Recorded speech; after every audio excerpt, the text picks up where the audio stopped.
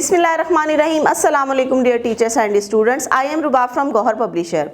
Our motto is redefining the geography of education through digital resources for conceptual learning.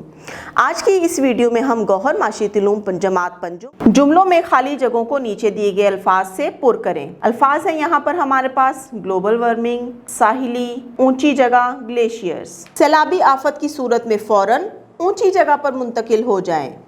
तेज़ी से glacier पिघलने की वजह से सतह समंदर बुलंद हो रही है। समंदर के नज़दीक इलाके साहिली इलाके कहलाते हैं। ग्लोबल वार्मिंग पौधों और जानवरों की ज़िंदगियों को भी मुतासिर करती है। दायरा लगाकर जुमले के दुरुस्त या गलत होने की वजाहत करें। आबादी में इजाफे की वजह से स्कूलों, कॉलेजों और यूनिवर्सिटियों में रश बढ़ जाता है। दुरुस्त। ग्लेशियरों का पिघलना ग्लोबल वार्मिंग के असरात में से एक है। दुरुस्त। ज़मीन का अचानक थरथराना बर्फशार कहलाता है। गलत। ज़लज़ला आने पर हमें किसी वज़नी फर्नीचर के ऊपर बैठ जाना चाहिए। गलत। पाकिस्तान की शरह नमू आबादी सालाना 1% है। गलत। नीचे दिए गए इस्लामाबाद के एक साल के औसत दर्जा हरारत के बार ग्राफ को गौर से देखें। टीचर की मदद से समझें और अपने शहर के एक साल के औसत दर्जा हरारत का बार ग्राफ बनाएं।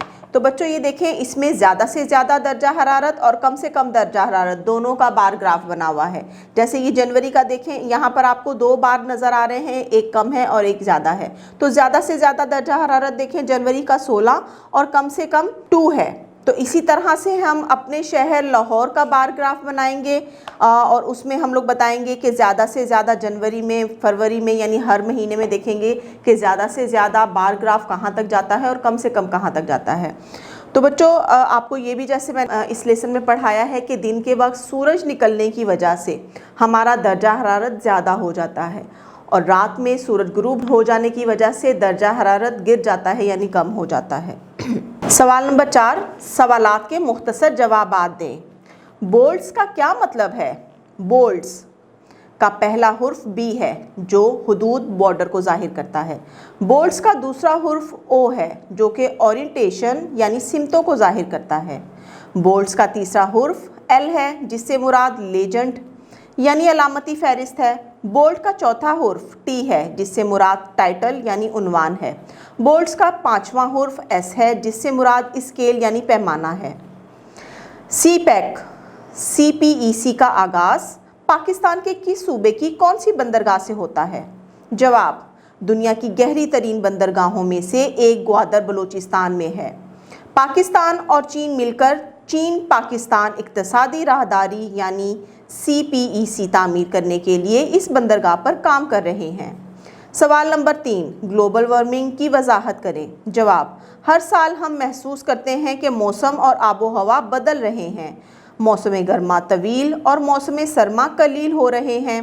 गर्मियाँ ज़्यादा गर्म और सर्दियां कम सर्द होती जा रही हैं। दुनिया का औसत दर्जा हरारत बढ़ रहा है जिसे ग्लोबल वार्मिंग कहा जाता है। ग्लोबल वार्मिंग की वजह से ज़मीन का दर्जा हरारत बढ़ने की वजह से कुतुबइन और पहाड़ों पर बर्फ़ पिघलने लगी है जिससे समंदर की सतह पानी बुलंद होती जा रही है। मौसम और आबो हवा में क्या फ़र्क है? जवाब, मौसम रोज़ाना बदलती हुई मौसमियाती कैफियत को कहते हैं। मिसाल के तौर पर बाहर का दर्जा हरारत गर्म है, सर्द है या मुतदल है।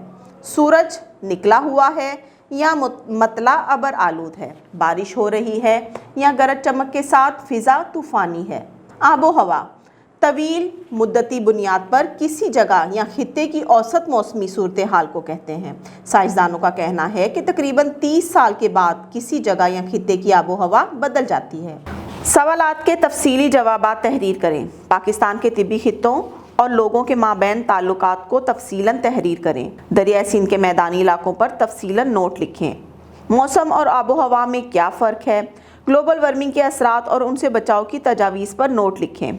शरह नमू आबादी पर मुफस्सिल तहरीर करें। तो बच्चों ये थे हमारे तफसीली सवालात। तो इसके लिए आप दोबारा से एक दफ़ा लेसन को गौर से पढ़ेंगे और अपने लिए तफसीली जवाबात आप लोग खुद ढूंढकर अपनी कॉपी में तहरीर करेंगे। बराए उस्ताज़ा, तलबा को पाकिस्तान की मुख्तलिफ इलाकाई सकाफ़तों, कुदरती आफ़ात, तबी खित्तों और ग्लोबल वार्मिंग पर मुख्तसर वीडियोज़ दिखाने का एहतमाम करें और वीडियोज़ में दिखाए जाने वाले मवाद की बकदर ज़रूरत तशरीह भी करें। तो बच्चों मैं उम्मीद करती हूँ आपको ये पूरा लेसन भी समझ में आया होगा और इसकी मश्क भी अच्छे से समझ में आ गई होगी।